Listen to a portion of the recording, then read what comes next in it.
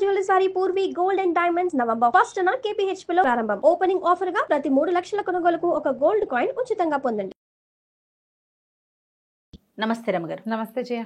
రమగారు, పౌర్ణమి మనం 365 ఒత్తులు వెలిగించుకుంటాము, ఉపవాసం ఉంటాము. ఆ రోజు యొక్క విశిష్టత కార్తీక పౌర్ణమి నాడు యథావిధిగా మనం ఇళ్లల్లోనూ దేవాలయాల్లోనూ చెరువుల దగ్గర బావుల దగ్గర ఎక్కడైనా వెలిగించేటువంటి 365 ఒత్తులు వెలిగించుకునే పద్ధతి ఈ రోజే. అలానే జ్వాలాతోరణం వెలిగిస్తారు దేవాలయాల్లో. సంవత్సరం అంతా కూడా దీపారాధనలో ఏదైనా చిన్న చిన్న తేడా పాడాలు ఉంటే దాన్ని సరి చేసుకోవటం కోసం ఈ 365 ఒత్తులు వెలిగించాలి అనేది ఎప్పుడో మొదలైంది మన దగ్గర. ఎవరైనా ఒకళ్ళు ఇద్దరో 10 మందో చేసేవాళ్ళు. ఇప్పుడు లక్షల్లో అందరం సామూహికంగా ప్రతి ఇంట్లో దేవాలయాలకు వెళ్తే దేవాలయాన్ని దగ్ధం చేసేంత అంతంత మంటలు పెట్టి మొత్తానికి చేసేస్తున్నాం. మళ్ళీ ఇంట్లో కూడా నాకోటి మా ఆయన కోటి మా పిల్లలిద్దరికి చెరుకో 2 అని 4 కట్టలు కూడా వెలిగించేస్తున్నాం. అవునండి.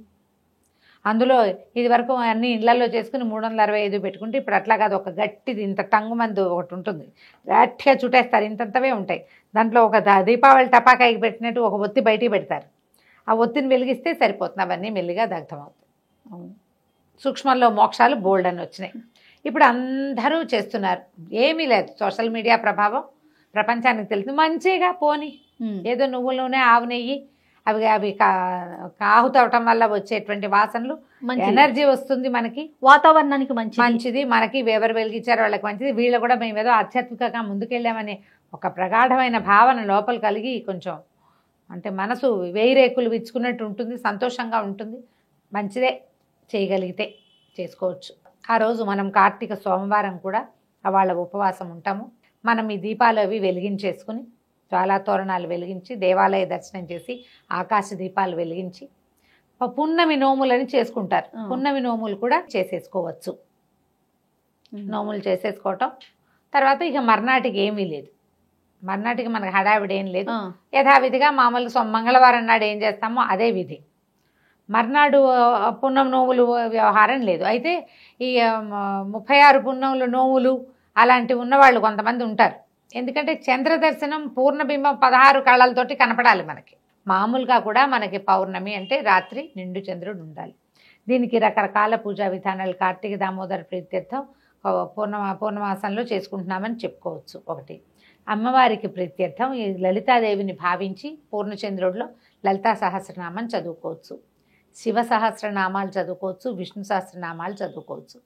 శివ సంబంధమైన విష్ణు సంబంధమైన దేవీ సంబంధమైన ఏ పూజ చేసుకున్నా కూడా మంచి ఫలితం ఇస్తుంది. పౌర్ణమి నాడు పెద్ద దానానికి ప్రాశస్త్యం గురించి పెద్దగా చెప్పరు, ఏదో కుదిరినట్టు చేసుకుంటాం. ఈ రోజున ప్రధానంగా దీపం, అర్చన, అవి 2 ప్రధానం. ఎలాగో పొద్దున ఉపవాసం ఉంటారు, కార్తీక పురాణం వినేయండి, చదువుకోండి, వినిపించండి యథావిధిగా. పగలు ఉపవాసం ఉండండి. రాత్రి భోజనానికి ఏర్పాటు పొద్దున్న చేసుకోకూడదు, అది జ్ఞాపకం పెట్టుకోవాలి. సాయంత్రమే సాయంకాలం దీపం పెట్టుకున్నాకనే మీరు వంట ఏర్పాట్లు అవి చేసుకోవాలి. ఎక్కడైనా వాకిళ్ళలో అంటే మన తులసి చెట్టు ఉంటే తులసి చెట్టు దగ్గర, ఇంట్లో దేవతార్చనలు అంటే మనం ఇప్పుడు 365 ఒత్తులు వెలిగించామనుకో ఇంత జ్వాల వస్తుంది భగ్గుమని. అవును. అందుకని ఇంట్లో కాకుండా కొంచెం వాకిళ్ళు, పెరళ్ళు, బాల్కనీలు అలా తులసి దగ్గర కనుక పెట్టుకుంటే చెట్టుకు దగ్గరగా పట్టుకోకండి. తులసి మొక్కకి కొంచెం యువతలుగా ఒక చక్కగా ముగ్గేసి శంఖచక్రాలు వేసి ఓ పద్మం వేసి దాంట్లో ఓ చిన్న ప్రమిదను పెట్టడం, ఆవు నేతిలో నానబెట్టినటువంటి దీపాలను ఏం చేస్తారంటే వీటిని ఒత్తుల్ని కూడా ఉదయకాలమే ఆటు పెట్టండి. నేను నేతిలో వేసి పెట్టండి. పెడితే కొంచెం తీసి పెట్టేటప్పుడు కొద్దిగా పిడిచేసి కనుక పెడితే చకచక ఆహుతవుతుంది, చక్కగా దీపం నిలిచి కాలుతుంది. ఈ 365 ఒత్తులు వెనుకున్న ఆంతర్యం ఏంటి రమ్మగారు? సంవత్సరం చేయ అంతేనా? రోజులు 365 రోజులకి రోజుకు ఒకటి చొప్పున పెడుతున్నట్టుగా. ఇప్పుడు మనం అవన్నీ మీ ఇష్టం, కానీ నేను ఇప్పటికి 3 సంవత్సరాలుగా ఇదే మాట చెప్తున్నాం. ఇంటికి ఒక దీపం చాలు. భార్యకి వేరు, భర్తకు వేరు చెప్పాలి. కొంతమంది ఇలా ఫీల్ అవుతారు, మా ఆయన కూడా దీపం పెట్టాలి కదా అది కదా అని. దానికని మీ ఇష్టం పెట్టుకోండి అని చెప్పాము లాస్ట్ ఇయర్. కొంతమంది నానుడు ఏంటంటే రమ్మగారు, మనం చేసే ఒక్కొక్క రోజు ఒక్కొక్క తప్పుకు సంబంధించి 365 తప్పులకి సంబంధించి దీపం పెడుతున్నాం. నావే, మా భర్తవే, పిల్లలయ్యే అనేది ఒక భావన. కాదమ్మా, కాదు కదా, అట్లా కాదు. నిత్యము మనం దీపారాధన చేయాలి. ఆ, ఏ రోజు తప్పిపోయినా, ఎన్ని రోజులు తప్పిపోతాయి, బయట ఉంటారు, ఏదైనా పురుడు మైలా శూలా వస్తాయి, ఎన్ని రోజులు వచ్చాయో నీకు తెలుస్తుంది. ఉమ్, ఆ లెక్క తప్పు పైకి కిందకి పోకుండా ఉండటం కోసం దీన్ని తప్పులేమిటి, దీపం పెడితే పోతాయమ్మా చెప్పు, ఏమిటో చెప్పుకుంటాం కానీ అలా ఉండదు. పైగా ఇది మీరు చూడండి, సంసార రథం చోదకుడు ఒకడే కదా ఉంటాడు. ఓ బస్సు కారు ఎక్కావు, కారులో ఎక్కిన నలుగురు డ్రైవ్ చేస్తారా చెప్పు, ఒక్కడు డ్రైవర్. ఏం ఎగ్జాంపుల్ రమ్మ గారు అసలు. ఒక్క డ్రైవరు, ఇంటికి ఒక్క దీపారాధన, భార్య భర్త ఇద్దరు దీపం పెట్టినా, మనం ఇది వరకు చెప్పినప్పుడే నేను చెప్పాను, భర్త దీపం పెట్టి బయటికి వెళ్ళారనుకోండి, నువ్వు ఇంకొక ప్రమిద పెట్టి ఇంకో ఒత్తి పెట్టకు, అందులోనే నూనె పోయి, అది పద్ధతి. ఇంటికి ఒక దీపారాధన, ఆయనకో దీపారాధన, నీకో దీపారాధన, ఎరుకో కాపురమా, అదే పద్ధతి. ఒక వాహనానికి చోదకుడు ఒకడు, అంతే, డ్రైవర్ ఇంటికి. ఇప్పుడు మనం పూజ చేయించుకున్నాం దేవాలయంలోకి వెళ్ళి, పసిపిల్ల బాలది ఇంట్లో పెంచుకునే కుక్క పిల్ల పేర్లు కూడా చెప్పక్కర్లేదమ్మా. అసలు నాకు ఎంత విసుగ్గా ఉంటుందో, గుళ్ళలో వింటానా 100 పేర్లు చెప్తారు. ఆయన ఒట్టి నామకే వాస్తే చెప్తున్నాడు, దానివల్ల ప్రయోజనం లేదు. ప్రయోజనం దేనివల్ల వస్తుంది? ఫలానా ఆ గోత్రానికి సంబంధించిన ఫలానా ఆయన యొక్క సకుటుంబ సపరివార సమేతంగా అన్న వాక్యం చెప్పనిస్తే, ఆ కుటుంబంలో మీరు, మీ పిల్లలు, మీ మానవలు, తర్వాత మీ అల్లుడు, కూతురు తాలూకు దౌహిత్రులు, వాళ్ళంతాను, వాళ్ళతో పాటు మీ ఇంట్లో ఉండే పని వాళ్ళు, పరివారం కూడా వస్తారు చక్కగా. అందరి పేర్లు చెప్పక్కర్లా, అలా అక్కడ గుళ్ళో చెప్తాం కాబట్టి అందరి పేర్లతోటి నలుగురికి 4 దీపాలని పెట్టారు ఒకళ్ళు, నాకు తెలుసు, అందుకనే చెప్తాను. అలా చేయవలసిన అవసరం లేదు. మరి పిల్లల పేరుతోటి అంటారు, అమ్మా నాన్నకి చేస్తే పిల్లలకి చేసినట్టే కాదు, అంతే కదా కదా.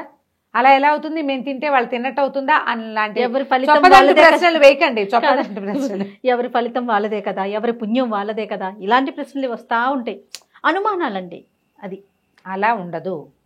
దైవ సంబంధమైన వ్యవహారాల్లో అట్లా ఉండదు. నలుగురికి 4 దీపాలు అక్కర్లా. మీరు ఒక పని చేయండి, మీకు అలాంటి వాంఛ కోరిక అలా ఉంటే, దీపం పెట్టాం కదా 365, మీ ఆయన వచ్చి ఒక చెంచాడు నెయ్యి వేయండి, పిల్లల్ని కూడా చెరుకో స్పూను నెయ్యి అందులో వేయించండి, ఆ ప్రమిదలో దండం పెట్టించండి. అది ప్రధానం కదా, అది ప్రధానం. దీపాలు తలా ఒక ఒత్తి, పోనీ 365ని 4 భాగాలు చేయండి, ఒక ప్రమిదలోనే పెట్టండి, వెలిగించండి. సూక్ష్మంలో మోక్షం అవుతుంది. 4 వేరు ఏమి పెట్టవలసిన అవసరం లేదు.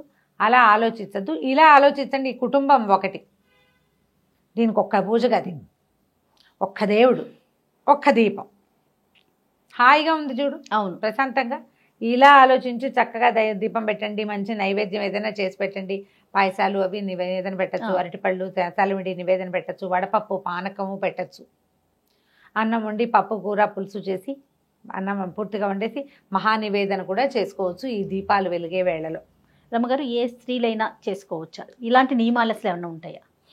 365 ఒత్తులుగా అందరూ చేసుకోవచ్చు, దానికి ఏం అభ్యంతరం లేదు. ఎందుకంటే దీపం పెట్టడానికి ఇలాంటి ఏ అభ్యంతరం ఉండదని కార్తీక పురాణంలో గాథల్లోనే చాలా సార్లు చెప్పడం జరుగుతుంది కదా, చాలా సార్లు చెప్తారు. మీరు వెళ్ళగలిగి దేవాలయంలోనే ఈ ఒత్తులు వెలిగించుకోగలిగితే మంచిది. దేవాలయంలోనే పెట్టాలి, ఇంట్లో పెట్టకూడదు అన్న నియమం అయితే లేదు. ఇంట్లో పెట్టుకోవచ్చు, తులసి చెట్టు దగ్గర పెట్టుకోవచ్చు. ఇంటికి పక్కన పెరట్లో వాకిట్లో ఒక తులసి చెట్టు, ఓ ఉసిరి చెట్టు ఉంటే అక్కడ కూడా దీపం పెట్టుకోవచ్చు, ఏమీ తప్పలేదు. రైట్. నమస్తే. నమస్తే.